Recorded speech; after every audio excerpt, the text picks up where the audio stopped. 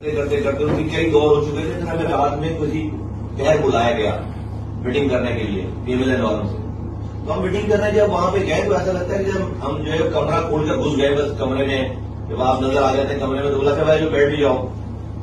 تو کوئی موڈ نہیں تھا ہم سے میٹنگ کرنے کا، وہ اسٹیک آف جو ہے وہ ایک وہاں ہم نے انگیج کر لیا ہے، اس حوالے سے میٹنگ ہوئی.